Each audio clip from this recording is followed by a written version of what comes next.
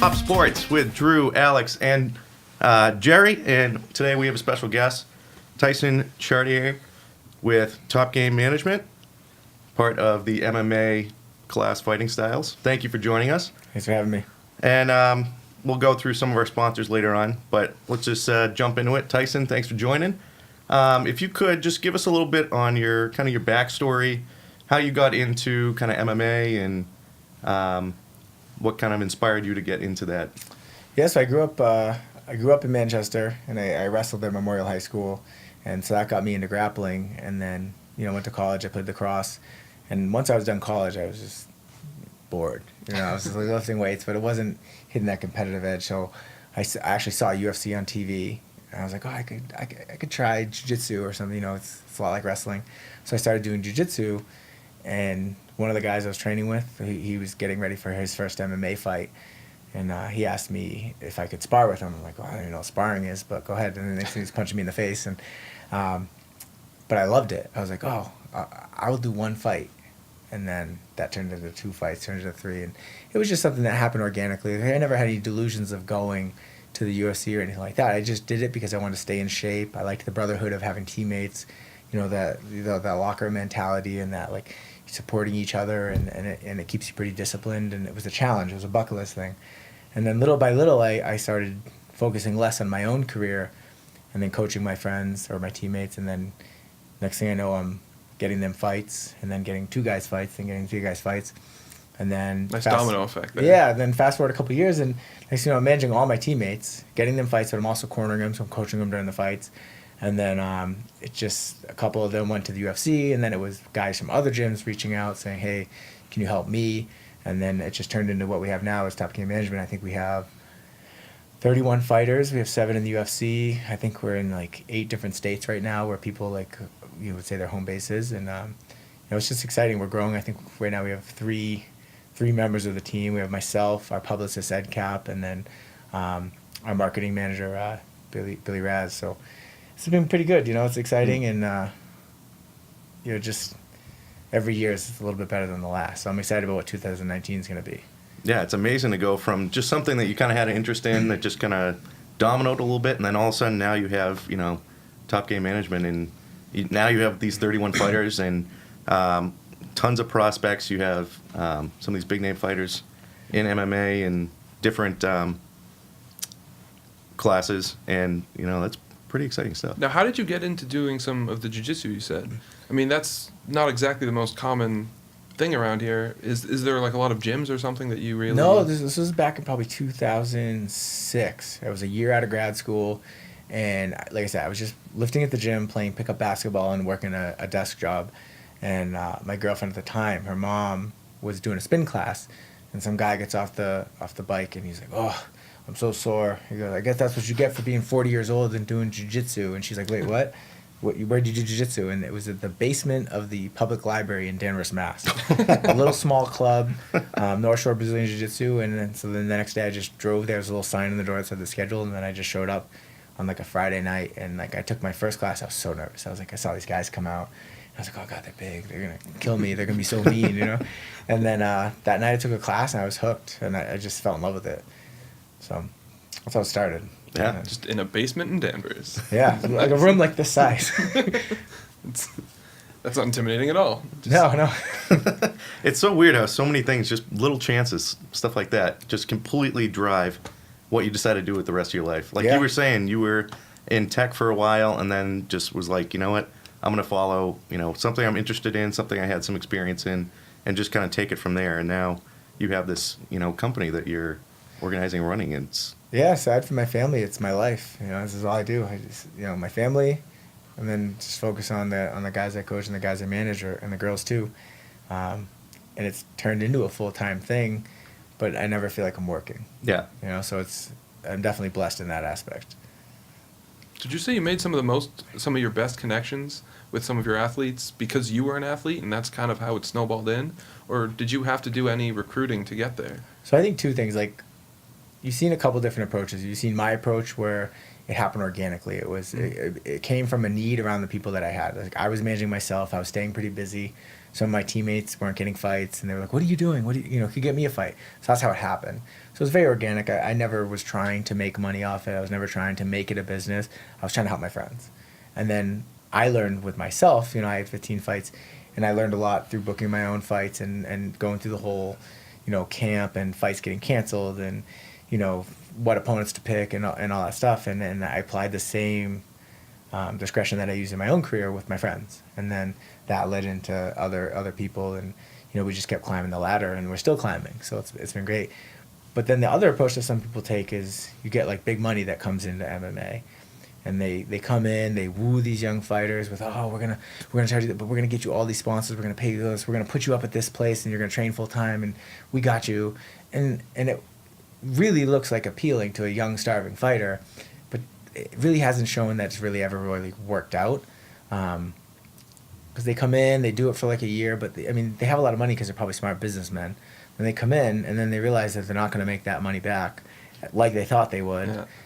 And then they just pull out. And now those people are kind of left, well, what do I do now? You just left your team, you left your coaches, you left your manager. Like, now I'm kind of like, I have to go back. Start from nothing. Yeah, start from the bottom. You've seen it happen a couple times. Like, big money comes in, and it just kind of puts a bad taste. But there's been cases where it's worked too. But so my approach was the very organic, just one fighter at a time, never really trying to it wasn't about growth, it was about figuring out how to solve what problem was in front of me. And at the beginning it was, hey, this guy's training hard, he wants a fight, he can't get one, so let's find him one. And then, all right, now he has the fight, let's get him ready for the fight, let's make sure he's ready. And then just doing kind of whatever it takes and trial by error and figuring out what works, what doesn't work. And it's ever evolving thing. Like, I'm constantly trying to change what I'm doing. I'm trying to benchmark where I see what the bigger agencies are doing and what I like about it, what I don't like about it, and then trying to tweak and figure out how we can be better.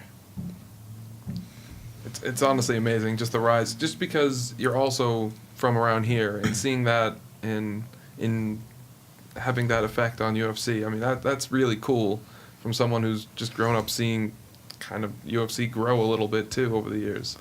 And you can probably speak to it a little bit as well, how UFC kind of blew up at one point. Yeah. And we were all kind of watching it from, what were you saying, Spike TV for a while? Yeah. Right off of Spike. Spiked and Fox, and now we're going to ESPN next weekend. Yeah. So it's exciting to see, we grew up watching ESPN, the top 10 plays of the day. Oh, yeah. That was our life. We had cable, we didn't have the internet back then. It was literally you watch SportsCenter every day. Mm-hmm. And now to think that, the next time one of my guys fight, I'll see my face on ESPN. Yeah, I know it's their fight, but it's still bucket list stuff for us all. Definitely. My wife's not watching for the fighter. She's like, oh yeah, for you, yeah. So I have, we all have friends that support our journey, and they get excited when they see that. So it's just cool checking off these bucket list items and then climbing with these guys and seeing them. I had a couple of fighters buy houses this year. That's exciting. It's we went from doing this for free, and now you're in a position where you bought a new car, you bought a house. And it's just cool being part of that. Making real money off of it. It's real. Seeing their life change and knowing that even if it's the smallest percent of ownership of how that happened, I was part of it. And we all made these decisions together. We climbed this ladder, and now we're all at points where I can say from my end, look how many fighters we have now. This is great. Look at our brand, and a lot of our guys are happy, and people are respecting it, and young fighters are excited to try to work with us. But then on the other end, look what they're doing. They own a house now, they own a car. We're making differences in people's lives. Yeah. And sometimes I think that gets lost in the evolution of we're just thinking about the next fight. We're just thinking about the next fight. But then when I always have a saying, and I say, in jiu-jitsu the ranks go white belt. Your first day on the mat, you're gonna be a white belt. So white belt, then blue belt, purple, brown, and then black. And it usually takes, on average, let's say 10 years to get your black belt in jiu-jitsu, whereas some karate you can get it a year or something. Yeah. But so it's one of the harder martial arts to get a black belt in.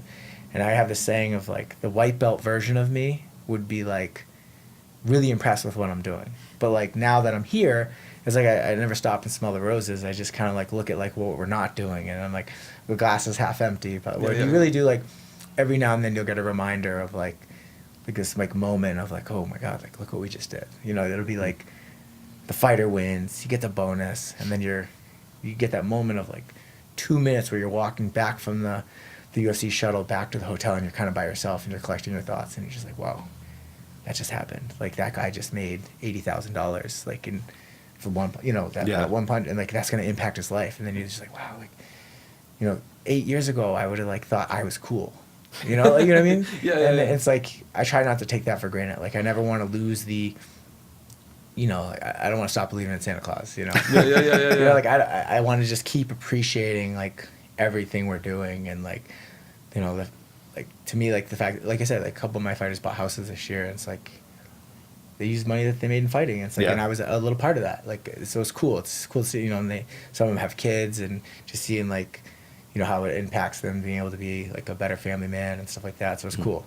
Yeah, what's it like trying to see some of your friends and clients trying to manage kind of the home life? Like you said, they have kids, they have all these other responsibilities. A lot of them will have, another full-time job.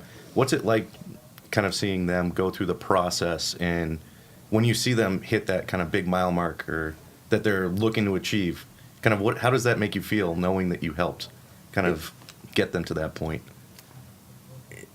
It's pretty, it's surreal, because it's like, you sat down like at a table at one point and you said, hey, listen, like, what's your goal? Like, let's try to do this. And then it happens, and it's like a sense of accomplishment. And like, obviously you're really proud of them. Like you're real proud that you didn't mess it up along the way, So it's, and it's cool because like the story that no one ever sees is like the girlfriend behind the story that made it all possible. Yeah. Like even doing what I'm doing, like my wife has a great job, and like I was able to get out of tech sales and like focus 100% on this, even if it didn't yield the right income for a little while, but all my successful fighters, they kind of have someone like that. And sometimes it could just be a coach that's like emotionally there for them, but they all got that like one person, two people behind them that's like their support system. And then like it's almost just as rewarding, like seeing like validating, like, listen, like all those sacrifices that you made, like now it's paying off for him, or and it's pretty like rewarding in that sense, knowing that like, and I try to remind them like, listen, like you were a big part of this, like it was just as important. And I think any fighter that thinks he can do anything by himself, it's not how it works. Like they need a support system, they need honest people around them, they need like the right training partners. I think you need to take care of everybody around you and like appreciate it. So it's cool seeing them like reach those milestones. But then once you get to those milestones, you set new ones, and so it just never ends. And obviously all these guys are uber competitive, or they wouldn't be where they're at. Right. So it's just cool seeing them get it. Like, but then you have that like couple weeks after a fight where you can kind of take a step back, and the fighter's in fat mode where he's not dieting anymore. and yeah, I've been in that mode for a while. So you can tell they're appreciating. They've earned it. They're getting that little time off, and the time with family. The holidays feel a little sweeter after a win, and then you go in to start thinking about the next one, and then it's another cycle. And most of the time, generally speaking, like the fights get harder. So you kind of like get used to level 8. Now we're going to level 9, and but they're dreaming to be in level 10. And so as long as we just keep getting better, take it one fight at a time. But it is cool seeing that it goes. I do think it's important to stop and like appreciate those moments, especially like when you get signed to the UFC or something like that. But and then. So transitioning, so someone like one of your clients, Brendan the Kid, local guy, like a 4-0 record, really excited getting into it, 21 years old. Yeah. So, how do you go about getting someone like that kind of prepped, setting their milestones, their mentality, coaching them up, as opposed to a guy like Rob Font, who's had tremendous success at a different kind of level? How do you kind of work at those two different levels? So there's no one size fits all. Like I can't just put a glove on every one of them and say, hey, here's your management glove, or here's your coaching glove. Like it's so different. Like every fighter's different. Every fighter's got like triggers for good and bad things, and every fighter has sometimes you have to tell the fighter to slow down, sometimes you have to tell them to speed up. But Brendan, he's one of the younger guys I manage. I have a kid that's younger than him that's 20, but he's the kid. Like he's crazy. He goes out there and he just wants to knock people out, and he's done it. He's gone out there. He's had some quick knockouts. He's great. Like so, he meets me at my house 2 to 3 days a week, and we drive down to Mass together to train. And I am cornering for his next fight, but he's got a great coaching staff. Like I supplementary like coach him. Like when I'm around him, I'm like, hey, this is what I see. But he's got a great head coach. Like I don't even know who you say his head coach. Like he's got Tim Barshard at PMA in Derry, and then he's got Rick Hahn, who was in the Olympics for judo and also fought for a Bellator title twice, I think. So he's got great decent resume there. Yeah, decent resume. Rick, I'd say so. Yeah. But no, so he's got great coaches that he leans on them for that stuff, and then with him, it's more about like trying to like calm him down and like, he wants to fight Brock Lesnar tomorrow. I'm like, calm down. Let's build your record a little bit. So it's with him, it's more about like just kind of reeling him in, being the bad guy when he need to be bad guy. Like, driving him to training, so he doesn't have to drive himself like a few days a week down to Mass, and just like kind of just making sure he's picking the right fights, because like I said, he would fight Brock Larson tomorrow. Like he just wants to kill everybody. Yeah. He looks at these rankings. He's like, I want the number one guy. And it's like, well, slow down. You don't have to fight him yet. And so really I try to leverage like the career path on that as my focus on him. And then but like I said, he's got a good team around him that handles a lot of his training, and they've done really well with him. And then someone like Rob Font, I'm Rob's coach, but also his manager, so it's a little bit different than with Brendan. And with Rob, it's like understanding he's a really mature fighter in the aspect that, some fighters you can have go to another gym, learn some things, and they might learn 10 things, but they can take that one thing that will actually work for them and throw the other 9 away and then come back and then be able to recognize that. And Rob's got a really high fighter IQ in that standpoint. So it's like he goes to like a few different boxing coaches. He goes to, a couple different places for jiu-jitsu. He's got like a wrestling coach up in Maine, but then he'll work with Lausanne's coach sometimes. Like, so it's trusting him, like knowing that he can make that decision of like what's good and bad. Yeah. And then on the management side, he's at that point where, it's really knowing the right career guidance. Like, does this fight make sense? Like right now we're ranked number 10 in the world. Like, what are the pros and cons to like fighting another ranked guy versus an unranked guy, and what's the risk and reward? Like how can we make the most money? What's the best fight? So it's like factoring all that stuff in, and then on top of that, then the travel costs and the time of the year and like all that. So it's really like trying to like hone in everything, like to make sure he's still getting better, and like every fight camp he gets better. Letting him work, not letting him, but like understanding that he's going to work with a lot of coaches, and he's mature enough that he can pick what works, what doesn't, and then throw away the rest. And trusting in him as an athlete, and then hoping that he'll continue to trust in me. Obviously, he's our highest ranked fighter right now, and he's also one of the guys I've been with the longest. So I think it's been an awesome journey with me and him. We've both had a lot of like lessons learned on the way, like him as a fighter and him as a managee, someone's being managed or being coached or as a student, and then me on the other side as like a teammate, then a coach, then a manager, but then also like a friend. And so it's been cool to see like how far we've come, and I'm excited about like where we can go, because there's only 3 losses. There's the number 3, the number 6, and the number 9 guy in the UFC, and all 3 of those fights we weren't outclassed. Like he knows he could win them, and he's made a lot of changes since those losses, and I'm excited about how far he can go. Like it's cool to just see him keep improving, and then taking a step back and comparing it to that 2009 Rob Font, who when I was fighting I used to be like, I'll go with Rob, it's my easy route. Now he'll like kick my ass. So it all goes full circle in some time, right? Oh, that's pretty cool. And he just had that big fight in December last month? Yep, December 15th or 16th, I think. 15th is that Saturday, in Milwaukee. He fought Sergio Pettis, who was the number 2 ranked flyweight. He's coming up to bantamweight to fight us at number 10. And Rob fought perfectly. I mean, from being critical, like if you're going to like, you always have to break down the video and be critical. He really only made like a couple mistakes. But other than that, like he really... he fought a really smart fight. He kept in the part of the sandbox where he knew he had the advantage. All the places that all his coaches thought we'd have an advantage turned out to be that's where we did have an advantage. We were actually like kind of surprised at the adjustments they didn't make. Like we were, it's easy to say like, oh, they should have made adjustments, but like when we clearly had the better fighter, right. So it's probably harder to make adjustments. But like he comes from a really good camp. He's got a great coach. I was just surprised that they didn't come in with a different idea of what to do. I think there were some things that, like, generically, I was like, well, he's going to come out and do this. And he didn't do it. And I was like, well, that's what I would have done. So, Yeah. But it was just an impressive victory. I think it put him on.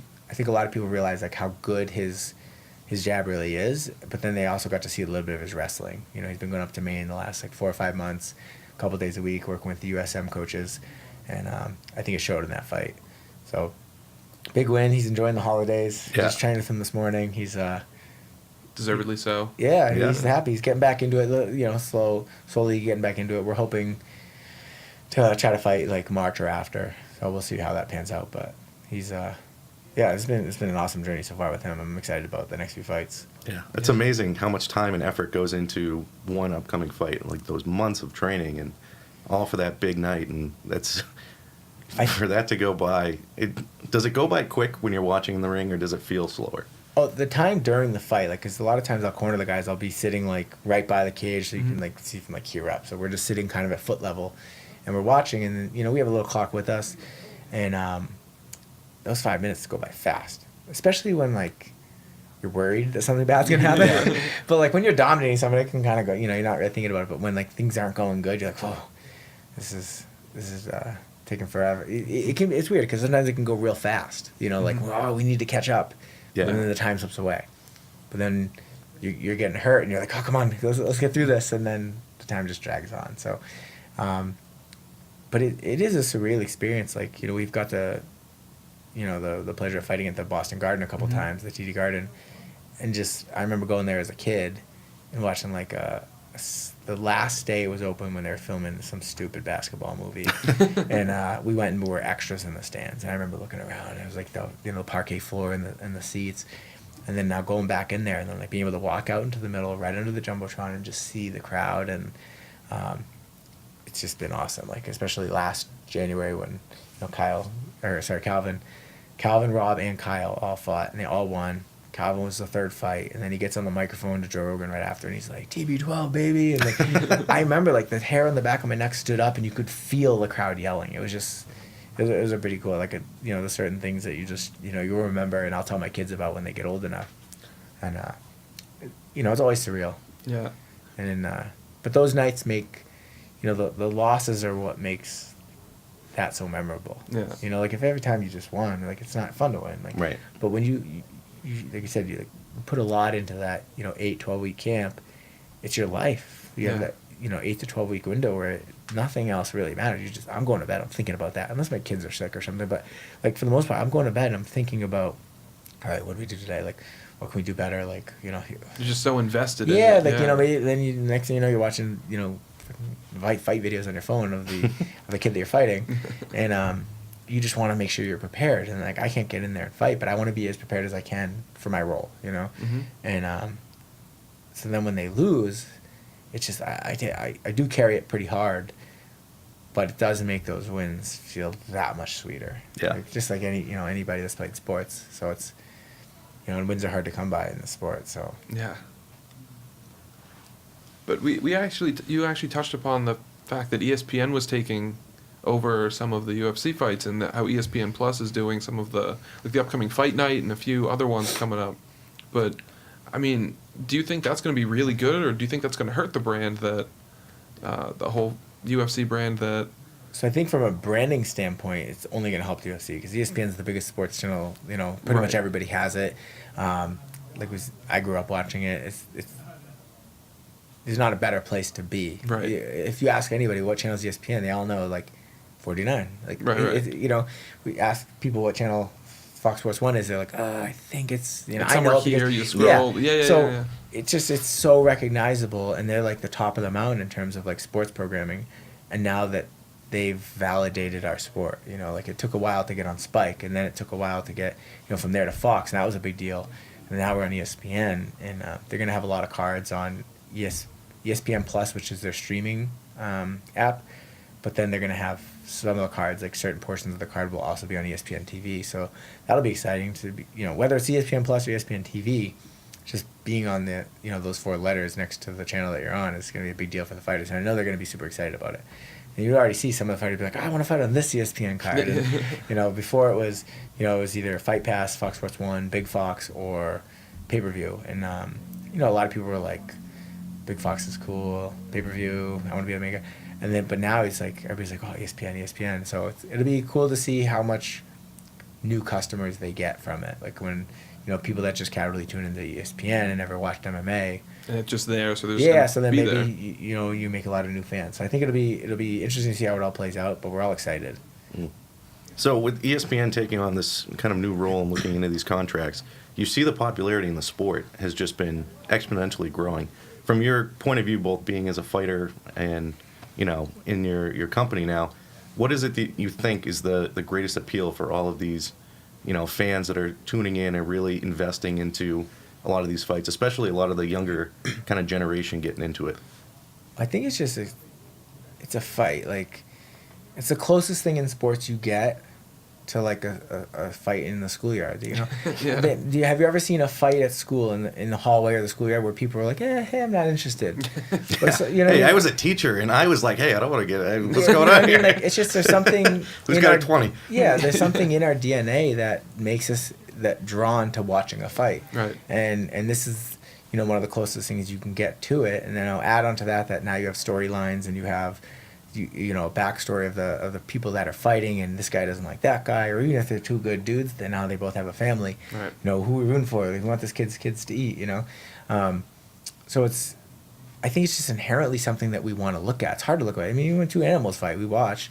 So I think it's just kind of like it's like a primal thing that we have in us that we want to watch it. Now it's just going to be easier to see. Yeah. So I think.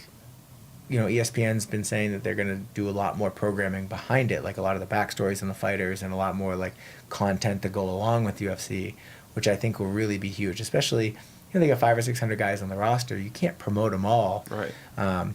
So I think this gives more opportunity for some of those, smaller fighters that are earlier in their contracts that don't quite have the big name yet to maybe gain a little bit more popularity with some of the other content, or, maybe they're not on the main card on ESPN Plus, but maybe they're on the prelims on ESPN TV. Right. So maybe you just that gives them the stumble chance. into them. Exactly. Like people might not buy the ESPN Plus to watch the main card if there's nobody guys on it, but they might tune in early and see the ESPN prelims that's on regular TV, and then they recognize that guy, or they watch him fight and they're like, that was a really good fight. And then the next time that guy fights on ESPN Plus, it might make them buy it. So I think it all feeds into the whole system. But I'm excited about like what they do and like how much content they're putting out. And I think if they start telling some of these fighter stories, because everybody's got a cool story, it's just a matter of getting it out there. So I think they're the platform that could possibly do it. Yeah, and like you kind of said, they could do like little shows just on ESPN Plus that really feature a lot of those little guys that you don't hear about because they're not making the pay-per-view and they're not making some of those headlining events. And I'm hoping that because ESPN's in Connecticut, it gives us a little bit of an advantage. So like maybe we can get in the studio more. Yeah, interviews. Get guys down there. It'll be cheaper to bring us in. Yeah. So I'm hoping that like we have a little bit of a home field advantage here being in New England, but we'll see if that plays out. No, that'd be awesome. Yeah, no, that's awesome. That's exciting news for the sport. Yeah, we're all excited. When we heard ESPN, we're like, oh, okay. Pretty cool. Gets everyone's attention. Yeah. So it's I'm excited about how 2019 is going to go for MMA. Yeah. Is there anything in particular, either fights coming up in 2019 or something, any major changes that you're kind of looking forward to?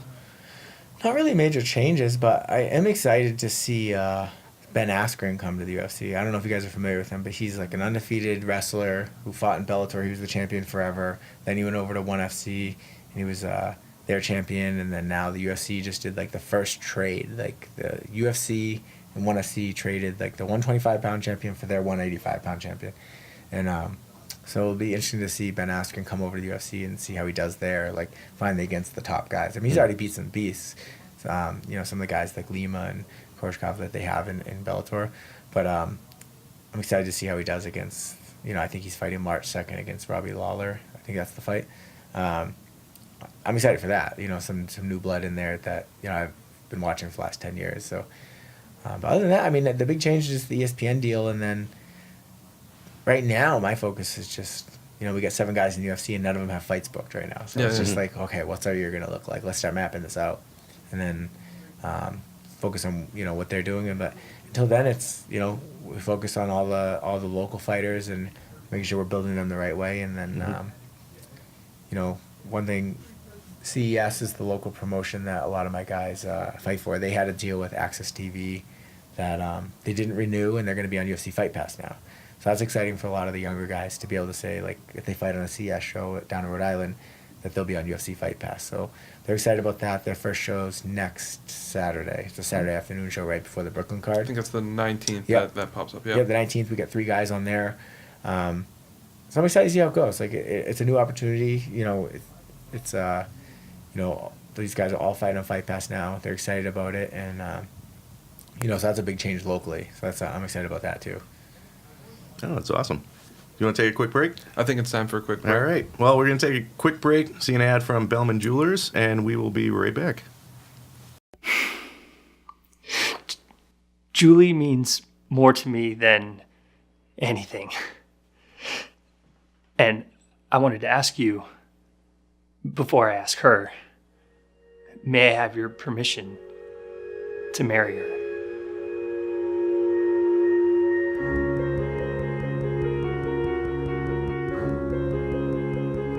Is this some sort of a joke? A mall store ring? Don't disrespect my mother like that. Take that thing back and go to Bellman Jewelers. Shopping for a diamond at the mall? Don't bother. Even a 9-year-old knows the difference. Shop at Bellman Jewelers, 1650 Elm Street in Manchester, New Hampshire. Because at Bellman's, it's always a matter of trust. Well, welcome back. Thank you to Bellman Jewelers, because at Bellman's, it's a matter of trust, located at 1650 Elm Street. Also, thanks to King's Barbershop, where King's lived like a king. Also located at 1650 Elm Street in the penthouse suite. So now we're going to take a look at the Cyborg and Nunez fight that just occurred. Pretty shocking, upset a lot of people, so we'll take a look at it. The Spanish just added the effect, you know. It is.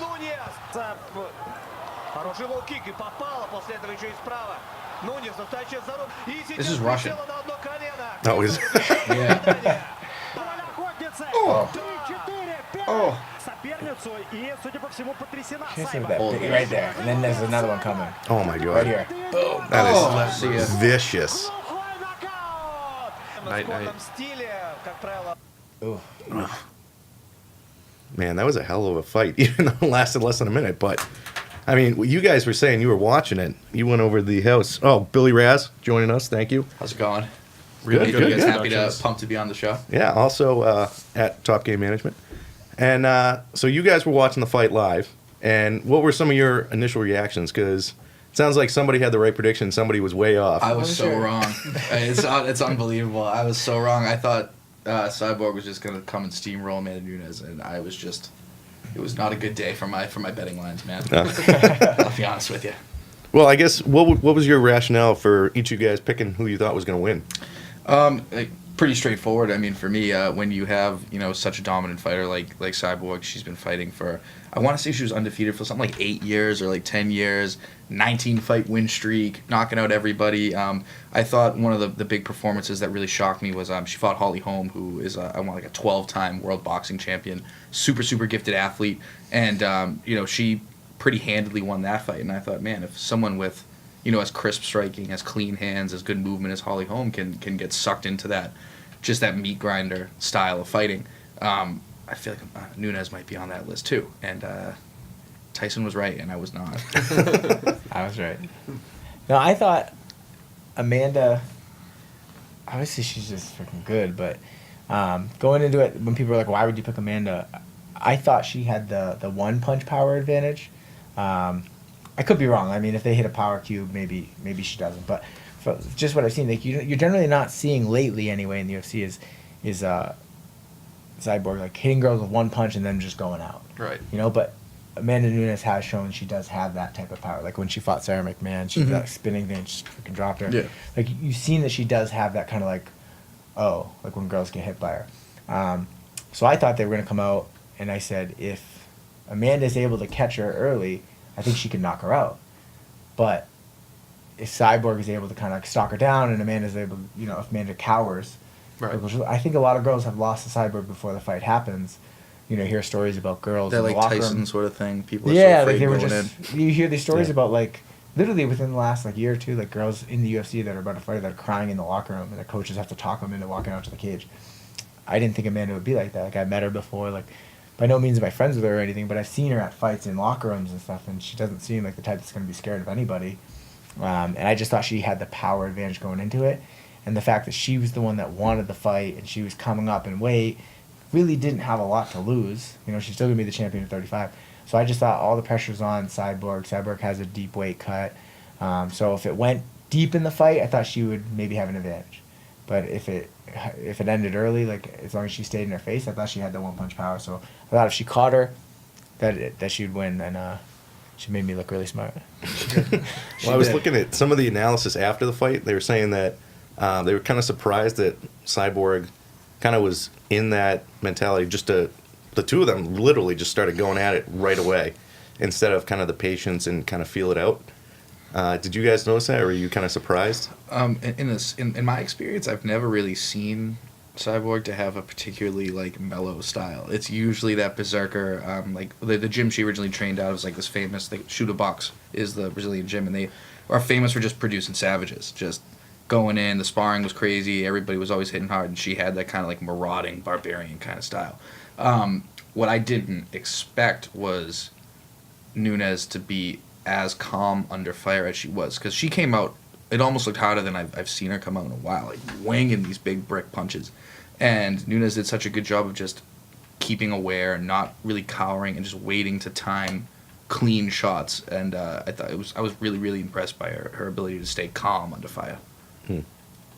Yeah, I think you see usually when Cyborg comes out like that, a lot of the girls just back off, or they shoot a takedown, or kind of panic, and Nunes just brought it right back to her. So I almost like she might have caught Cyborg off guard a little bit with her like reaction with aggression, where she was like, "Whoa, the girls aren't supposed to do this. Like you're supposed to back up. Come on, like get away." Yeah, and then after that, it was just a slugfest, and she landed first. Well, I mean, she did. Cyborg did land punches, but it was just a matter of they were kind of a little too loopy. Yeah. And Amanda was just that straighter, cleaner, crisp kind of punch. It was exciting though. It was very exciting. I was like, wow. Yeah, no, that was insane. Just right off. My God, it was awesome. I had a good time watching that whole card. I thought all those fights on the main card, especially, were really good. Were there any ones in particular for anybody that may have not seen the fight? If they want to go back and look at a couple of the fights, would I had you a recommend? blast watching the first fight. It was Chad Mendez and Alex Volkanovski, who I was just impressed by. Both guys getting dropped, coming back, throwing big punches, a really, really fast pace. I know a lot of people start to hate on lower weight classes. I like the lower weight classes. It's an intense pace. They're throwing a lot of punches. And when you get to 45, there are guys like, who can really, really stick somebody and put it on them. So you have like a faster fight with the same knockout potential. I loved it. And I thought both guys really put on a great show. And nice new face in... I can't pronounce his name. Volkanovski, who really looked like just a beast. Yeah, that was a coming out party for him. Yeah. We're watching it right here. Yeah, he took some shots earlier. Yeah, this is great. It was a nice back and forth. Really went after it. Chad Mendez is an animal. Yeah, that is quick. Very scrappy looking. Yeah, it was a scrappy fight. And the thing is, he's like a really good grappler. They're almost basically fighting their doppelganger. Yeah. And I remember, they were saying, I didn't know, Volkanovski was a professional rugby player in Australia. At 230 pounds. At 210 pounds or something like that. Now he's fighting at 145. Holy What's going on?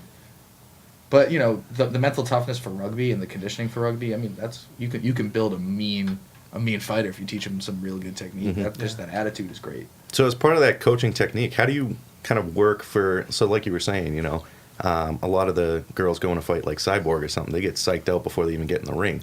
Is there any type of techniques or something that you guys kind of notice or instincts that you see in fighters where you can either teach them kind of that mental toughness or you just kind of have to have it?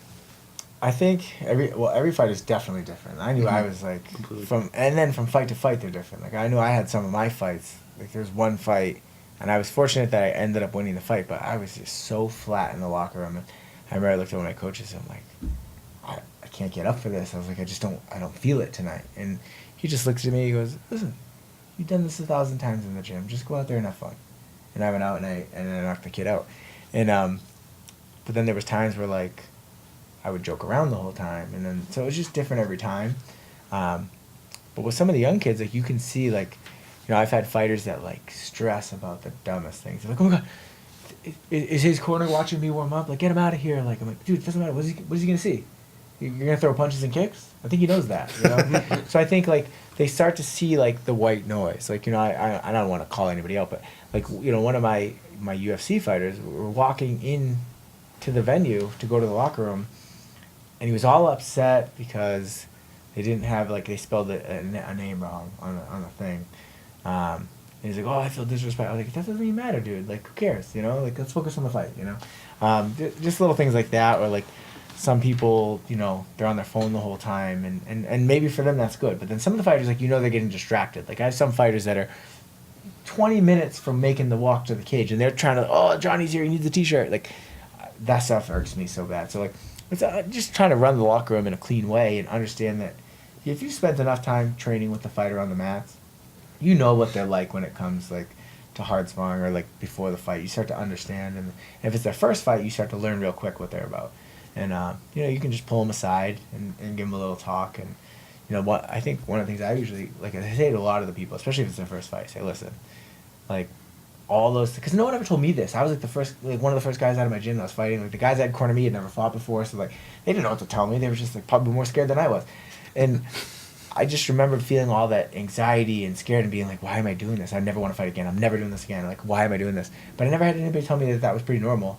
So, like, and then the minute the fight's over, like, I want to go back and do that again. Like, yeah. So, especially the younger fighters, I just tell them, like, listen, what you're feeling right now. Like, they try to act tough, like, I'm not scared, like, oh, fucking good guy, Like, I just, listen, like, what you're feeling right now, like, all that anxiousness and that, like, voice in your head just being like, why am I doing this? Like, perfectly normal. We've all felt it. Like, just embrace it. I was like, figure out a way to cope with it. Because I guarantee you, win, lose, or draw, the minute that cage door shuts after the fight, when it's all said and done, you're going to be wishing you could come back here and do it again. This is just part of it. And then you learn to embrace it, and you're like, okay. So then, like, some of the fighters are like, I don't know what's going on, I'm not feeling nervous. Like, I don't have that scary feeling, like, something's off, But it's just, like, recognizing it. Like, I don't think you have to have been a fighter to be a good coach, but I definitely think on the mental side, it does have advantages. Like, you can come at them, like, I fought with staph infections. I fought with after bad weight cuts. I fought guys that I knew I was a big underdog against. I fought guys that I was a favorite against. Like, I kind of know. I fought when I was the out-of-town guy. And I remember walking to the cage and they're like, F you, go back to Deerfield. Like, And I'm like, why are you being mean? I'm a nice guy. Like, I've been in all those elements. So, like, I know what to expect and I know what it thinks. And, like, so, like, there's little tips about, like, I know what they're going to go through, And maybe I didn't do it at the same level at the UFC. But, like, I always say, like, I wasn't UFC level. Like, I was at the top of my skill set against other guys that were matching me. So I was in tough fights, So I think, I may not understand what it's like to walk out to a UFC fight to be the fighter, but I know what it's like to fight. And I know a lot of the same emotions they're feeling. And then but I think the biggest mistake I see people make in this instance is they have the same speech for every fighter. Yeah. That's the worst. And it's like if one fighter's like real up for a fight and you give him the speech and then the next fight he's like feeling really down, and they get the same speech, like it doesn't make sense. Like, I mean, you can probably speak to that, right? People can tell when something's cookie cutter. Yeah. First and foremost. I mean, the best thing that you can do is, in my experience, so like a lot of the time I really spent a lot of my time like amateur boxing, gold gloves boxing, amateur local MMA. My experience isn't at the highest level, and sometimes I feel like that is tough because it's the same for like all these young guys. They don't even know what to expect yet. So how do you prepare somebody for something that's obviously terrifying? Like if someone tells you I'm not afraid for a fight, like they're a liar. You're getting locked in a cage with another person who's done nothing for 2 months but prepare to beat you up. Or you get into a boxing ring, it's the same thing. It is scary, it is normal. So I think the best thing you can do, and I don't know if you do this too, but I just try to, from the second, okay, we have a fight, I start trying to just create a culture of calm.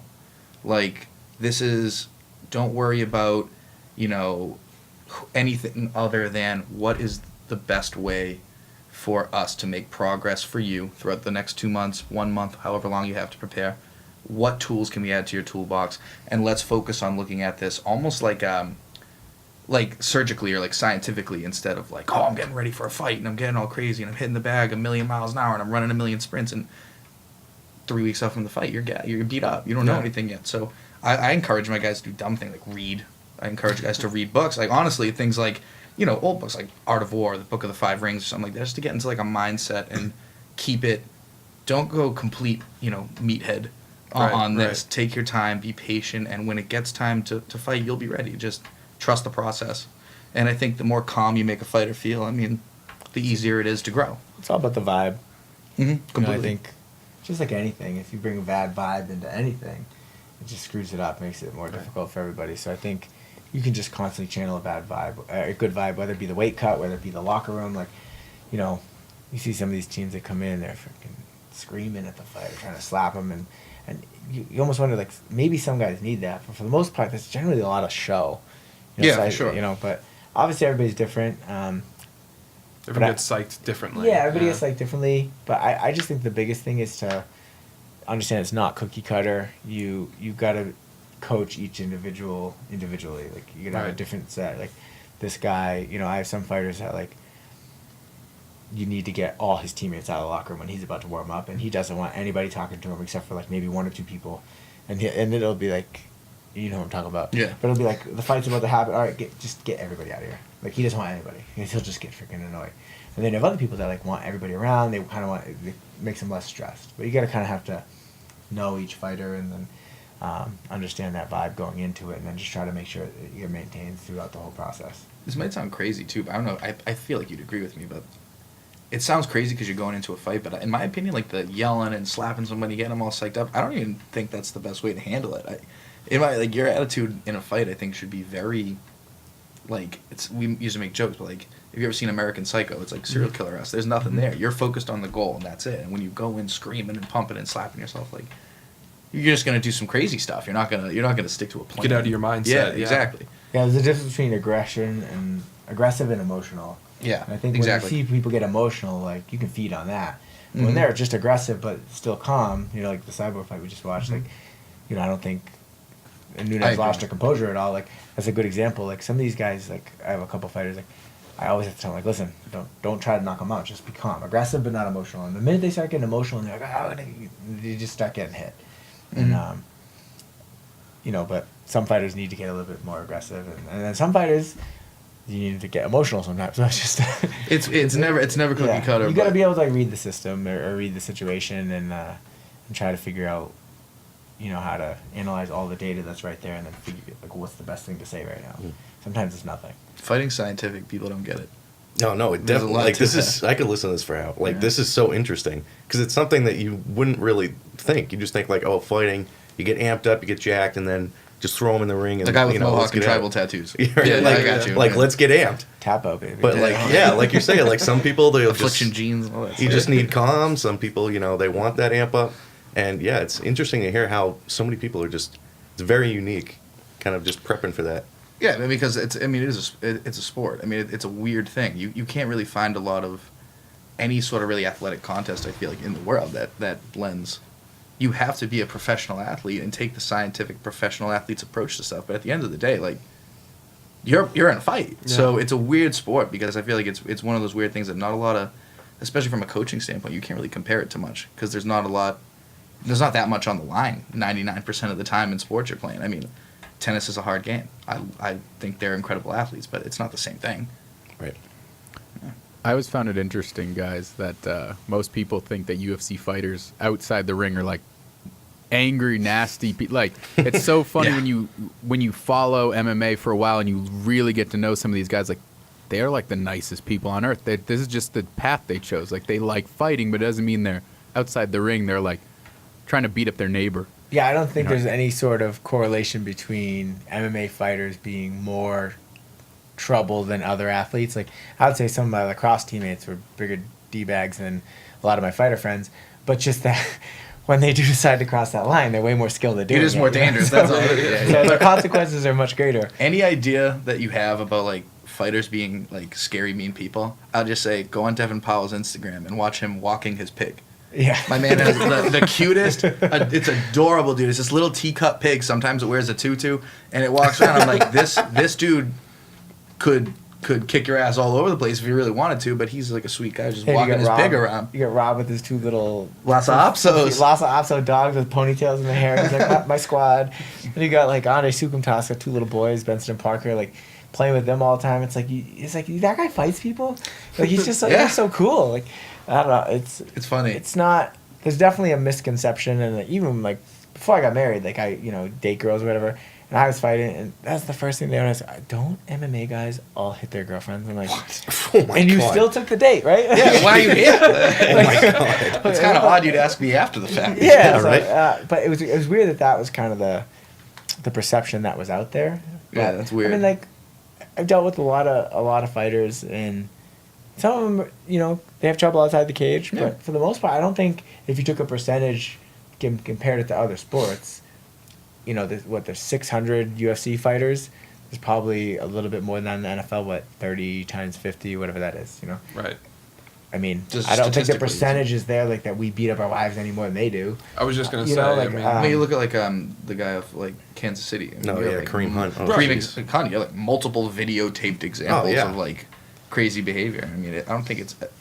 I'm sure you can find. I bet there's a guy Any who sport. professionally bowls who hits his kids. Right, You know right. what I Yeah, mean? It's just unfortunately. people, athletes. I mean, fighters are people. That's really what I feel people have a hard time grasping because it seems so strange. But fighters are just people, and I think most people are normal, respectful human beings. So like, fighters are the same way. If anything, more so because. I mean, they're beating each other up every day. What do they want? Yeah. No one wants to get in a fight when all you do is fight. yeah. Yeah, That's a I good think. point. One of the crazy things I wanted to ask you guys about is so obviously violence in the NFL. We did actually our first podcast was on violence in the NFL because of Kareem Hunt. And But- Reuben Foster. Oh right, Yeah, that whole. Ugh. So Greg Hardy gets kicked out of the NFL. So he fights in 2 weeks on the 19th Yeah. on Yeah. ESPN Plus. It's a little crazy. I'm personally going to root against that guy like so hard. So I think But just from what like he we have to did say from a while ago. But allegedly, right? It's a first.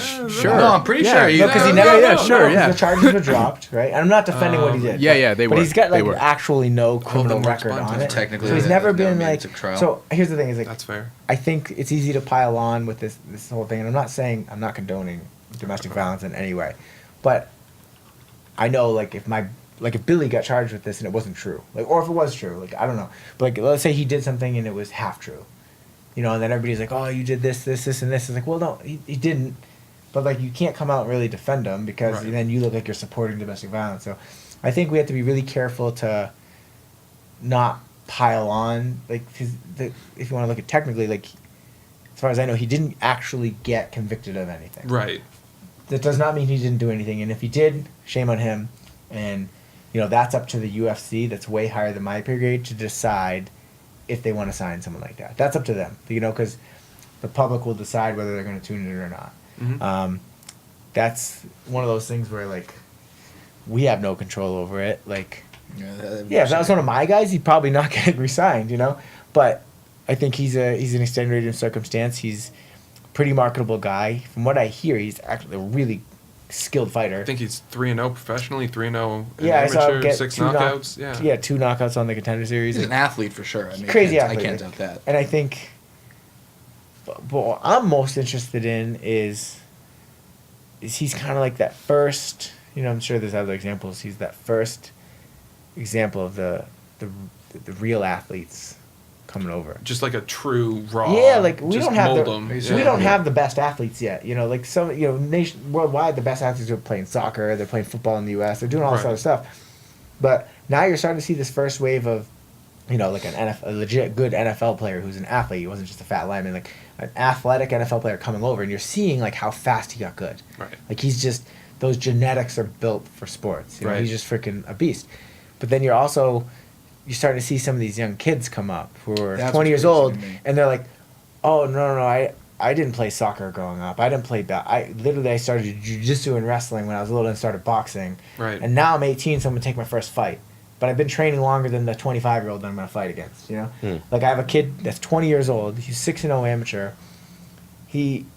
in my opinion, as an amateur, he was the most talented amateur that I've ever seen. Yeah, like, yeah, you know, and it no wasn't question. like one of those like, oh, he's an Olympic wrestler, then he's going to. The kid's 20 years old and already got a UFC level skill set, and has a skill set that's made for the pro rules, where he can elbow now. Like, he's vicious ground and pound, but he can never elbow. Now he can elbow. Now he can knee to the face and the thing. You know, standing. Like, he's like that first. This is that first generation that we're starting to see that is coming up, and their sport as a child was Yes. MMA. It's crazy. Like the precursor to that, I feel like, is if you're familiar, like Rory McDonald was a big deal. He was, I think, 14 when he started training, and now he's not even 30, and he's, you know, murdered a who's who list of like some of the best welterweights to ever live, and that's 14. Now I coach boxing in a gym on Sundays, and I'm in there, and there are kids who are 6 or 7 years old doing triangles and working on arm bars and learning how to sweep and learning how to wrestle. By the time that kid's 14. That kid's going to so be incredible. advanced. Never mind by the time he's 18 and he's been doing this for literally 10 years. And I feel like that's the exciting part about MMA too, if you're a sports fan, is you're seeing a sport that hasn't even started to reach how I think incredible it's going to be. And you have the opportunity to see some of these young athletes, even at like a local level, who have been doing this since they were kids. And we're going to see a crazy increase, I think, in the overall skill set and just general athleticism in the UFC. I'm excited. I'm really excited to see where it goes. Yeah, and I really think this is really going to be the next wave. It's going to really go up there. Like you were saying, now you have the actual athletes who have trained for this almost their entire lives. You don't just have these kids, like you said, start at like 14 or 18 years old starting to do this. I think with that generation, their skill set increasing kind of the sport, and now that it's becoming more of a, you know, popular sport, I think that in combination is just going to make the sport explode and become so much more popular. Well, because you kind of mentioned it too. It's now so accessible, being on ESPN and ESPN Plus. And the money's starting to get there. Yeah. You know, Yeah. not all of them are rich, but there's some that are getting rich. Like, I think you'll start to see. I don't think you're going to see people leaving the NFL to try to be a UFC fighter. Right. But I do think you're going to see those guys that are on draft boards that don't make it. And be like, what do I do now? Eric Anders, a good example. Yeah, Eric Anders, he fought. You know, he's in the National UFC champ now. twice with Yeah, that's a Alabama. great point. Played for Alabama, and then he made the transition. Walt Harris just won a couple Yeah, weeks ago. great He was example. a D1 college player. Like, you know, you already got some of that in there, and you see how good they're doing. So I think it's now legitimately an alternative. It's like, okay, we're so athletic that football didn't work out. Let's just go do fighting now. And those guys are so skilled that within a couple of years they could literally be in the UFC. Whereas, like, if some, you know, college baseball player decided, hey, I'm going to start fighting, like, generally he's probably not going to have the same athleticism. Right. It's not going to carry over. I'm sure there's examples where people could prove us wrong, but I think overall, like, Football is the big physical, moldable. yeah, and it's just those guys they can take Frame, it. They're used yeah. to playing rough, getting, you know, with the impact and being aggressive, and, you know, I think it'll be interesting, like, to see the heavyweights that are cutting to 265. Which is crazy. Yeah, cutting to 265 and can run a 4.5. Right. You know, run a 4.6. Some And Gronkowski type dude who decides, I'm going to do MMA. Yeah. It's not fair. Who knows? Oh What are you going to do with that? Yeah. Like, what? Like I think Greg Hardy, going back to him, his football playing weight was like 285. Yeah. I mean, I think he cut down to probably close to something like that to fight with. So you know he's just all focused on getting shredded in every way, getting in fighting shape. Mm-hmm. So just The Greg Hardy thing, it's a shame because I think it's really cool to have, like you said, this real, like, The name. pop culture athlete, like, people would recognize, played for the Dallas Cowboys, America's team, whatever. Like, that's really cool. It's just I wish he was somebody else, if that makes sense. Yeah, You know what I absolutely. mean? If it was one of those guys who maybe never had any controversy or something like that, because it brings kind of like a negative connotation, but I'd be lying to you, all my bias aside, for, like, whatever allegedly happened. Like, obviously, like you said, not condoning it. I think it's abhorrent, but at the same time, it is pretty cool to see, like, these really, really high level athletes coming in. Like, how crazy is that going to make the other athletes in the UFC start to grow? Because they're going to say, all right, if these guys are going to start coming, what can I do to keep up with the kind of the natural athleticism? And it's just going to, a high tide lifts all boats. right. I know it's probably not the best comparison, but when Brock Lesnar went from WWE to fighting, that was a huge thing because it was someone that so many younger people knew from wrestling and everything. And he did play football kind of for a little bit as well. But, yeah, I mean, I think that was the first one that I really was like, oh, I know him from so many other things. He's Yeah, absolutely. immediately the biggest name in UFC I knew growing up. And I was in middle school, high school, something Yeah, I was like about that. the same. Once Brock Lesnar went in, I was like, oh, this MMA, UFC stuff, And that's, I think I kind of already knew about it, and I was kind of into it, but that was the real turning point. I think he was fighting like Frank Mir a lot. Yeah. I think he had like 3 fights with him, and that's really what drove my interest in it. And So that's like, why they brought in a guy like that, Right. to gain that family. And CM once you Punk see and- those other fights, Yeah. like, you know what I mean, you tune in to watch Brock Lesnar, but then you see like a Rob Font or a Calvin Kattar or a Devin Powell or like a Kyle Bogniak, those guys fight, and you go, oh, that's really cool too. Yeah. And it's everybody kind of works together to create this this juggernaut sort of thing. In my opinion, you go to any sport, like I love hockey, love watching hockey, huge Bruins fan, right? But what's everybody get excited for? Bruins fight. oh yeah, It's the It's fight. a fight, You wanna yeah. see someone Yeah, fight, I went to a fight and a hockey game broke out. Like Yeah, that old Boston Yeah. saying, right?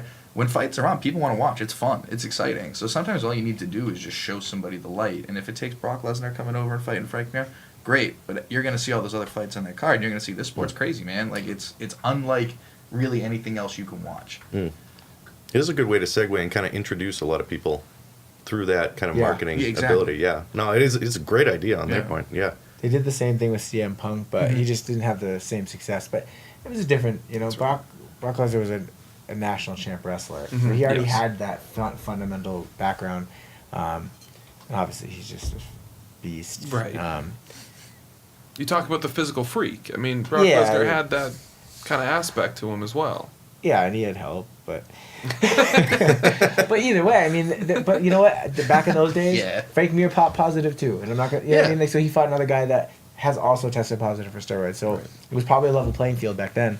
Now with That's Usada, right. it's a little different, but yeah, I think them bringing guys like that over, like I know, like the purists, they might get annoyed about it, and like, what the frig, like that's BS. Like he's taking a spot from a real fighter. It's like, well, one could argue that Brock Lesnar coming over to the UFC made a lot of other guys get paid more. Mm-hmm. Yeah. Yeah. And then Conor McGregor, the same thing. Like, Change the game. he got paid a lot more. All of a sudden, he saw that first $1 million $1 million purse. Like, oh, a guy made $1 million in a fight. Mm-hmm. And now you're starting to see it a lot more. So I think I'm all for that, because when I look at the business side of fighting, like, I just want more eyes on it. I want people to see the sport that we spend so much time in. I want them to know that we're not out here beating up women, that we're not violent. But I want my guys to be able to, like, buy that second house. I want them to be able to have a nicer car. I want them to be able to, like, not worry that if they get hurt and can't fight for a year, What am I gonna that do? they're not going to pay their bills, Right. So, like, I'm just excited about the way it's trending. You're starting to see a lot of guys get paid more. ESPN's here. I'm hoping that opens up the avenue for, like, okay, well, they're on ESPN. Maybe now more big-name sponsors come in, and the UFC makes more money, and they can pay the fighters more. I'm excited about where it's going. So I always support, like, those freak show Big fights. time. They sell in Japan. Yeah, why not? Yeah. Yeah. Do you see the UFC allowing steroid use, but creating a separate group? So because people are like in Japan, Like a steroid league. Well, yeah, because they're interested in the fight, right? They're Yeah. there for the experience. So if UFC someone, steroid edition. Yeah, right. I mean, that's every John Jones fight, but it's fine. Yeah. Come on, don't do my guy like that. It's not. Don't do my man like that. Come on, man, he's like one of the best, and he can't stop testing positive. I was gonna say, how far do you want to go with this? bro. Just pico grams. Sometimes whatever. You got a supplement. You got a supplement of GNC. It's a mistake. Don't worry about it. You get It's some no of it big from deal. Jan. Yeah, you just didn't read the. Yeah. My man just likes to party. I worry about it. don't see that happening, because I think it would be hard to legitimize, like, keeping the Harley Davidsons and the Monsters and the auto shop, the whatever, was it Dave and Bust? No, it's Wild Wings, or is it Dave and Buster's that does UFC? The other one does Bellator. Whichever, but like Dave and those, Buster's, I think, is Bellator, those so national probably. sponsors, I don't think that they want a to hot be sell. part of condoning Yeah. these guys take steroids. Like, I do think maybe they go to like an NFL approach, where like the NFL, the saying is, It's an IQ test, not it's a an drug IQ test, not a drug test. Like, if you're dumb enough to fail, then you deserve to be caught. Right, You kind of know right. when you're being tested. There's a limit on what they can test, and There's so many. the UFC, like, yeah, if I was a restrictions to UFC it. fighter, they can come right now and test me. Now, I don't have to get up and leave, but when I do get up and leave, I have to pee. Right. I could see them pulling back the reins on that a little bit and making it so, like, all right, we dotted the I, we crossed the T, we do drug testing, we're good. but maybe not being as crazy as it is right now with USADA. And you get into all this weird. I feel like every sport always has this when they say when you expect athletes to perform at the level that you want them to perform, do they deserve a little bit of help or not? Right. It's like there's arguments both sides. I just personally, like, in a pure personal opinion, I don't think there's room for juice in MMA exclusively because, like, you know, if you're juicing up or if you're or something like that for you have like a bad knee, you're taking HGH, you're playing in the NBA. Yeah, or like I mean, Edelman with you're his not thing, you're right? not gonna hugely affect somebody else, but when I'm taking steroids and I can slam my shin into the side of your head, it's a little different. Yeah. We're playing for some different stakes. Yeah, that too, and the fact that these, sponsors and stuff, they're not going to want these kids No way. thinking like the 16-year-old kid. Oh, well, there's a steroid league. I'll just start training for a steroid league and start taking, Yeah. Yeah. roids if I can get them. I would be lying to you if I said I wouldn't be fascinated to watch what that looked like. And I would, like, I mean, I was a big Pride fan, I was gonna which say, they might call as it- well they call have it been a Pride. steroid league. So, but those are some great fights. The Japanese understand entertainment value. Yeah. Yeah, I got two last questions for you. I just want to hear what you think about this fight this weekend. I mean, in 2 weeks with Rachel Ostovich, I think. And a good I looking can't. fight. I don't know if I can pronounce her last name. Paige Van Zandt. And Paige Van Zam. And then like just the future of the UFC with this odd situation we're in like right now where the world's really PG, but then you've got like a president who's the opposite of PG. I mean, he's just out there in this. It's a weird place to be right now because the UFC's in a weird middle ground where it's promoting violence, but in a safe way. It's unusual for where we're at right now in the world, where everything you have to be so careful about what you're saying and what you're doing. So the Paige Van Zandt fight first. Yeah. Sure, you can take that one. I mean, it's definitely a marketable fight from a visual standpoint. It's an attractive fight to They're watch. very both very attractive, but they're also both like nice. Like I've heard. I'm actually not nothing friends but with good either one of things, them, yeah. but I see them on a bunch of fight weeks, and they're all like super smiley. I've like anytime I've been around either one of them, like they wouldn't recognize me, but anytime I've seen them around, if someone asks for a picture, they always do it. Like that's one thing I look for on fight weeks. 100%. Is if you walk by a father that has his 6-year-old kid, like obviously, generally speaking, as a dad, I like to think that all fathers are heroes to their kids, right?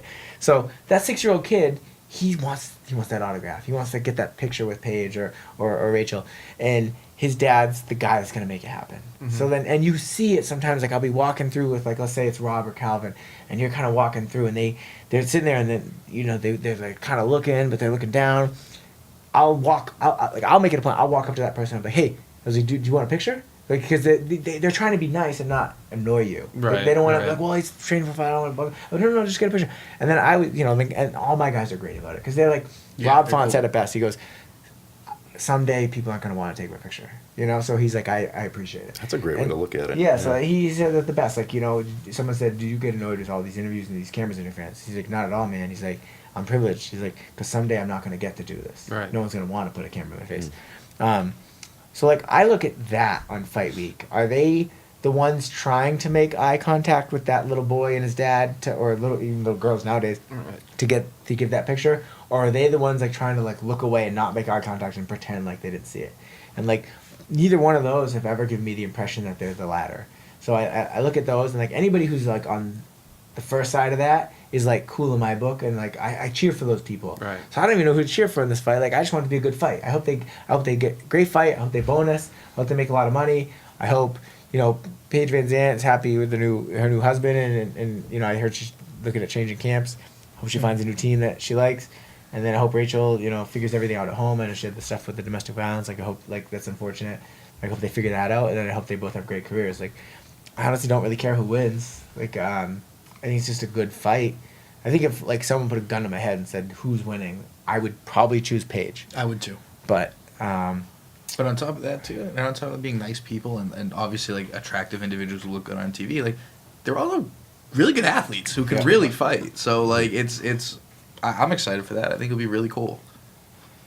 that'll be good. And the first ESPN card, so I'm excited about it. Yeah. How Yeah. can it not be?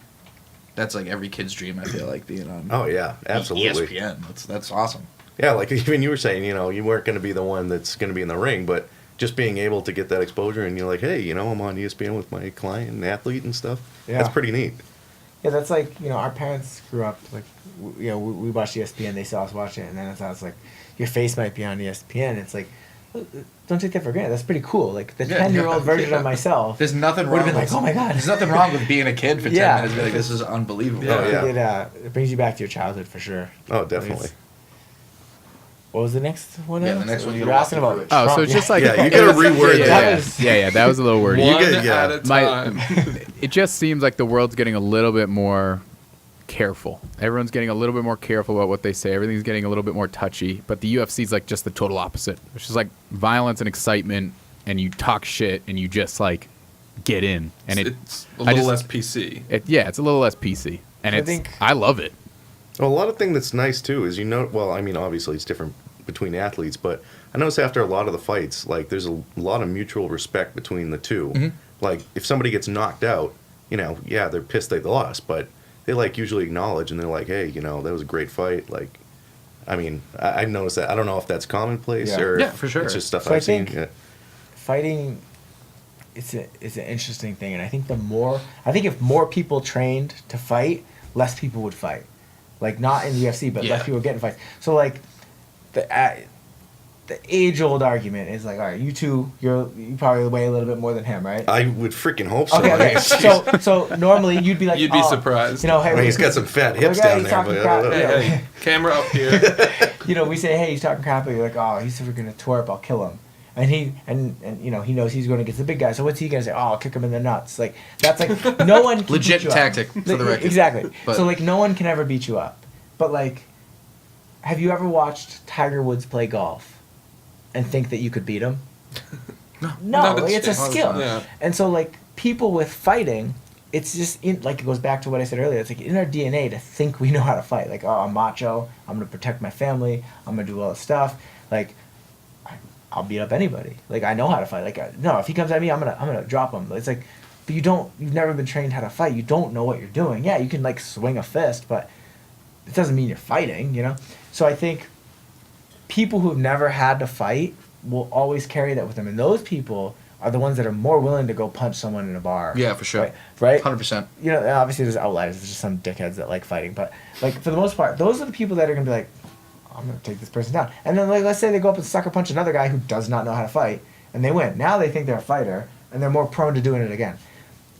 Put those guys in a wrestling room for one day. They'll get run over. Put those No guys- punches even allowed. Just Put a those guys in wrestling a room. wrestling room. I will put my 125-pound Japanese kid on you, and he will make you feel He's an animal. worse than a 3-year-old girl. Like, and you'll be like, okay, it's very humbling. And then you realize, like, okay, I'm not as tough as I thought I was.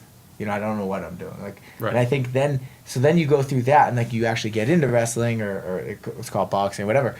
Then you're kind of like, okay, like, I don't. And you're gonna get your ass kicked in the wrestling room by guys that you would probably punch at a bar because he doesn't look tough, right? So then you start to look at the world differently. Like, not only, but if you see cauliflower, you'll probably stay away. But Good rule of thumb. yeah, 99% of the time. So, but like then you start looking at the world a little differently. Like, okay, like I don't know what that person's background is. I don't know what they know. I don't know what they don't know. Like, it's probably better to just stay away. Like let's, maybe just choose our battles. Maybe we don't have to fight. Let's just be professional. So I think if more people see fighting, to get back to Alex's original question, like if more people see fighting and it makes them want to kind of try it, I think they'll realize how hard it is and how bad they are at it. So I think it'll make they'll feel that humbling experience, and then they'll be like, okay, like I didn't like that, and then they'll just won't want to ever be in a fight, or I like it, and then they'll learn to train. But then part of training is we don't condone getting in street fights. A lot of times you get in a street fight, you're the coach of your gym or the owner of your gym is probably gonna like have a serious conversation with you. But if it happens again, you're probably not allowed to train there. So When I work with kids, like little kids, and I'm teaching on box something, I literally will tell them. I say, if I ever find out that you did this in school, I don't need the money. I'm not gonna teach you this. That's not what this is about. And playing off what you're saying, I think one of the biggest things people should really do is it is a fight. Don't get me wrong, and it looks brutal or barbaric, or there's blood on people's faces, and it shocks people. When you really think about it, it's at the highest levels in fighting, and I think if people looked at it this way, maybe they would soften their opinion on fighters just as much as fighting in general. It sounds like a tired thing to keep saying, but it really is a chess match. It's a chess match where you're just using the physical consequences are huge. That's all it is. And it really is it's a competition between skill sets and styles and martial arts that have existed for thousands and thousands of years. And they're evolved now, obviously, and it's different. We're in 2018 and there's uniforms and all that stuff. But what you're really seeing is like a really elegant athletic event that has really, really, there's a lot of intelligence involved to be a good fighter. And I think if people stopped maybe a little bit and looked at these guys more as athletes and martial artists than fighters, they'd really be able to see the beauty in some of these fights. I mean, if you watch, like, great example, you watch Rob, who fought Sergio Pettis last fight. I mean, those were two guys who are really, really unbelievably high at their game, and they know so many different martial arts, they know so many different techniques. And sitting there, I mean, I felt privileged to watch two guys who know so much trade, like, almost like throw their knowledge that they've learned for so long at each other. And I think if people took that little bit of a mindset to it, you'd really appreciate the beauty in it. It really is I think it's like a beautiful way to really express like your athleticism. Oh, that's definitely a great way to put it. Yeah. It's a lot of intellect with a lot of athleticism. Mm-hmm. Because, a lot of people, they just think, they're just putting these Dumb fighters don't two last, guys. man. Yeah, exactly. They're just putting these two guys in the ring and they're just going to go at it. It's like, no, they got months of training. You learn the other person's strategies. It's almost like football. You're watching their film.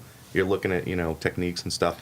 So Even the training that people go through, you wouldn't believe. You watch somebody like Vasily Lomachenko, who's a boxer, and he has this crazy thing. It looks like it's like a screen on the wall, and they're 1 through 9, 9 through 1, 1 through 9, 9 through 1, and a big number will pop up on the top, say 2, and he has to find all the 2s, and then it'll change to a 9. He has to find all the 9s on the board, and the numbers are always switching. And these are some really crazy, really scientific ways to train, and like these guys are just as much of an athlete and just as dedicated as LeBron James. They just don't have as much outreach or as much of a platform.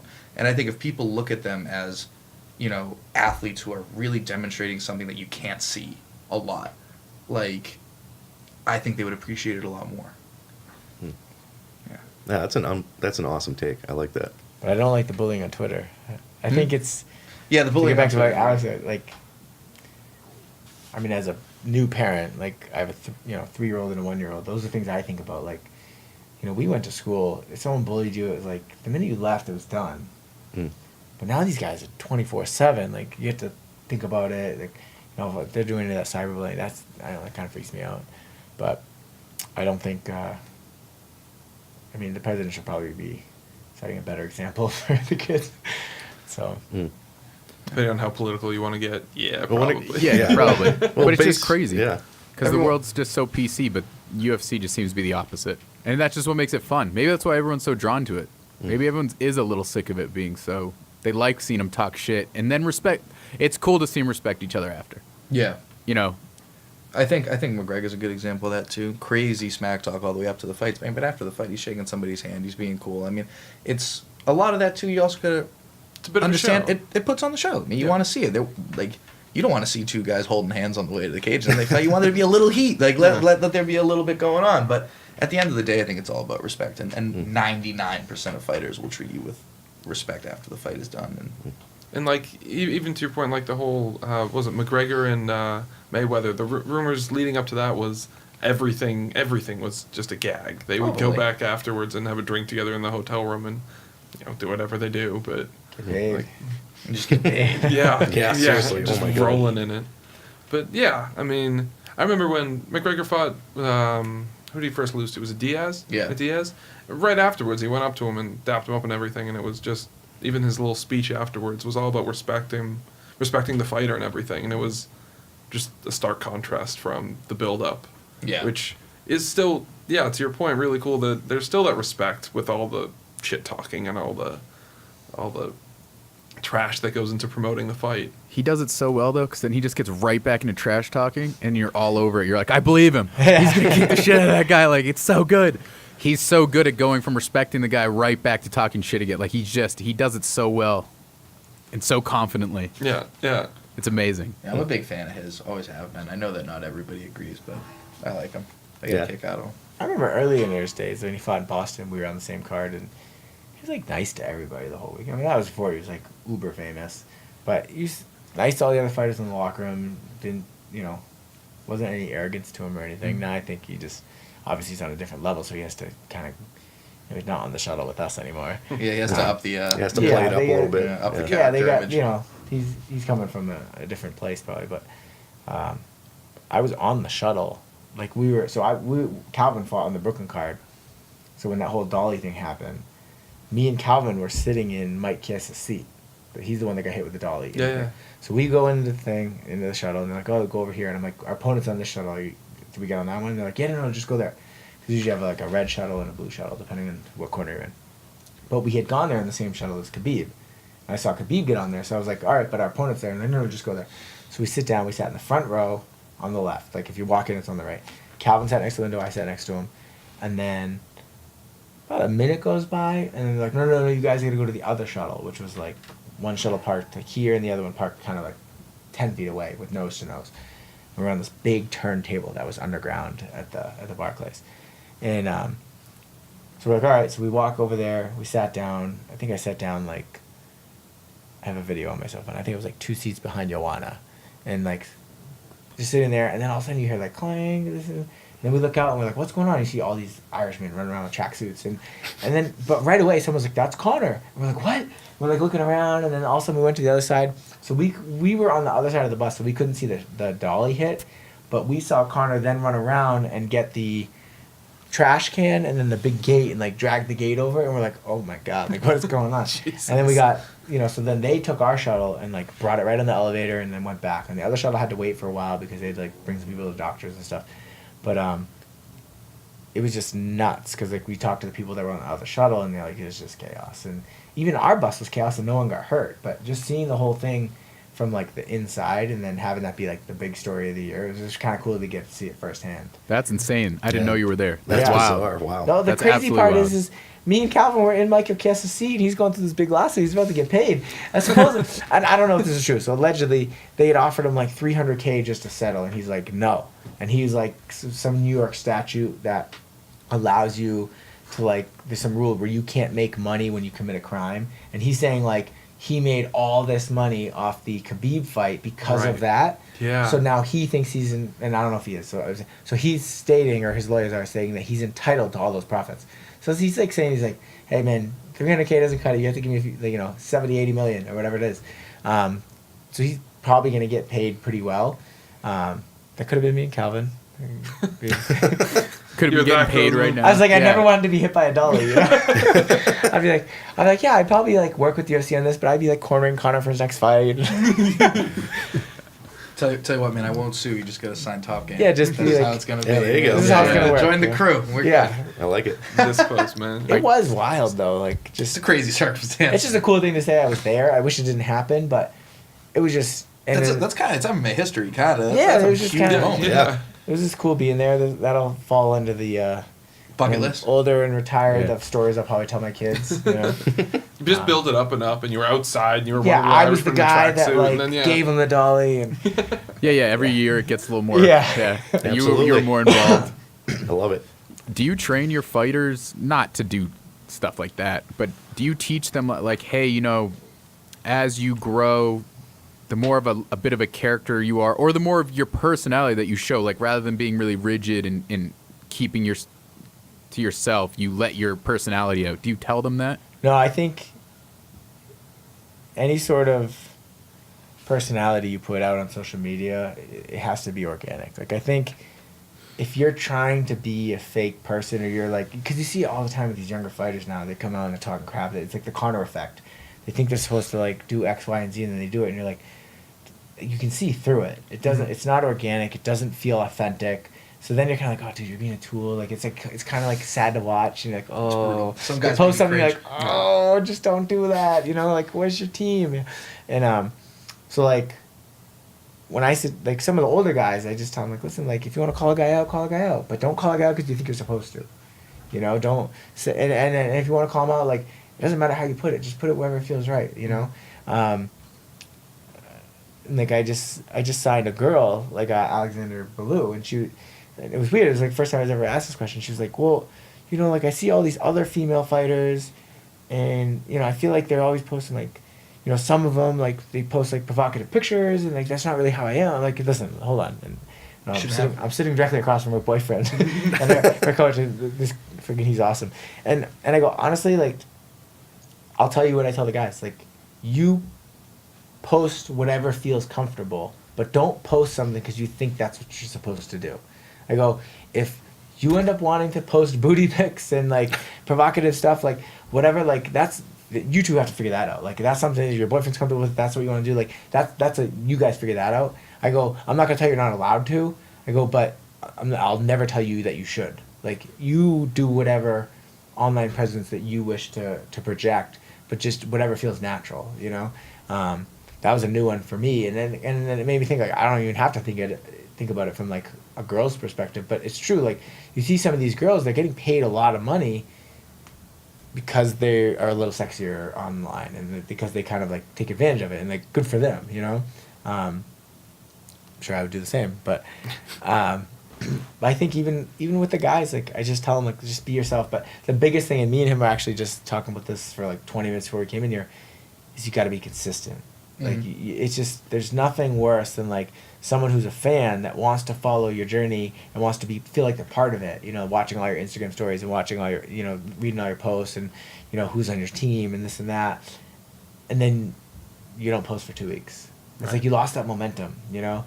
And I get it from the fighter side. It's like, oh, I don't know what to post. I don't know what to do. It's like, just post something, you know. Like, you just got to be consistent. At least like 4 times a week, just post something. Like, I don't care if it's a picture of your dog. Just have something out there. Because then, if you're not posting things, then you drop to the bottom of these algorithms. So like, when you do post something, no one sees it. So your engagement's way lower. So then when Billy is going out and trying to sell you to a sponsor, like, they're like, well, that's cool that he's like this badass fighter, but like, he has no engagement. Like, you know, he's not talking to his fans. It's got to be marketable. They're not commenting on his posts. They're not liking his story. You know, they're not, you know, it's hard for us to buy into that. Where's the return on investment? Like, he doesn't seem to be super engaged. So with like more activity comes more engagement, which is in turn grows your following, gives people content to follow. It builds your brand with that fan base, and then it just kind of spreads. But it's definitely like, it's something you gotta nurture. Like, you gotta plant it, water it, fertilize it, then cut it, keep it growing. Like, you can't just like throw grass seed down, walk away, and expect it to grow. Like, you have to take care of it. And I think that's one part that some of my fighters are like amazing with. Like, and I use them as examples. Like, listen, like, be more like this dude, you know. And some of my young fighters get it too, because they grew up with more social media, so they kind of get it. But then some of the fighters, it just doesn't come natural to them to even post. So those are like the tougher ones, and unfortunately, like, that could end up leading to like less money down the road. Like, you know, that the last thing I want is someone leveraging the amount of Instagram followers you have on why they're not going to give you more money in a contract. Right. Like, I'm not saying that's going to happen, but like, let's just make sure it can't happen. You know, you got to promote yourself if you want someone else to promote you. And I know we're the fighter, they're a promoter, but you see all the people making the money are the ones that are promoting themselves too. So I think do whatever feels natural, but what I'll say, even if it feels unnatural to post, you still got to post. Would you agree? Yeah, wholeheartedly. Because you have a lot of these conversations with these companies, and that's a lot of the feedback that you get. Yeah, I mean, there's a certain extent where I feel like if I had to give any advice to like a young fighter who really wants to go a long way, it's to market yourself. And I'm not saying be fake, but what I would tell them is just be you. Because honestly, even in general, people like to root for people that are like them. You know what I mean? If you're just a normal guy, like, if you're Rob Font, you're walking your Lhasa Apsos with bow ties in their hair, that's hilarious. Like, that's funny. Like, people want to see that stuff. You know what I mean? Don't sell yourself short and think that you're too boring or not interesting or you have to be somebody else. You'll be surprised how many people think the everyday stuff you do is really cool because it's like that. Yeah, I'm like I'm a nobody. I'm just like a manager who coaches some guys. So every now and then someone will like see my face pop up on TV in the background of a fight that's not even his. But like, it's surprising how many messages I'll get from people like with encouraging, like, oh man, I love the stories, they keep posting about your kids, or like, that's so cool that you're a family man and you work with the fighters. It's like, and I know the fighters is way more exponential than that. Like, after a fight, my phone gets blown up, only wins, my phone gets blown up so much that like, it'll say I have a bunch of text messages but they're not there, you know, so I have to shut my phone off, let it chill, then turn it back on, then I can finally read everything. The fighters get it way worse, you know. I know some of them, it takes 2 weeks to go through all the messages they get. But it just shows you, like, if someone's liking my journey, they sure as hell like the fighter's journey. Yeah, you for know. sure. So like, as much as they might feel stupid posting that mundane picture of what they ate for breakfast, like, people are interested. It's you know? People want that full-time 24/7 access to what you're doing, and then obviously you become an influencer too. So if they see you eating XYZ for breakfast every day, they might try it. So then that's something Billy can make, probably make a relationship happen and say, hey, listen, like, he's gonna post about his breakfast every day and make sure it's their stuff. Give us some money. But I think that's the big struggle, is trying to find middle ground. Like, the people that are fake, you got to tell them to tone it down, and then the people that just don't want to do it. But it's obviously a big part of the sport, though. Unfortunately. Part of the game. No, that's very interesting. Alex and Jerry, did you guys have any closing thoughts or questions before we wrap it up here? No, that was awesome, guys. Yeah. That was a blast. You good, Jerry? Yeah, I'm good. That All was, right, that was well- incredible. There you go. I'm not going to do that. I don't want to show you He's up. doing but- that because I'm wearing a sweatshirt. All right. Well, Tyson, Billy from Top Game Management, thank you very much for joining us, and best of luck to your athletes coming up this year. Exciting stuff, and we'll definitely be looking in to see how you guys are doing. Awesome being here, man. Thanks Thank so you. much. Awesome. Thank you very much. All right. Well, we'll see you next episode. Thanks. Thank you.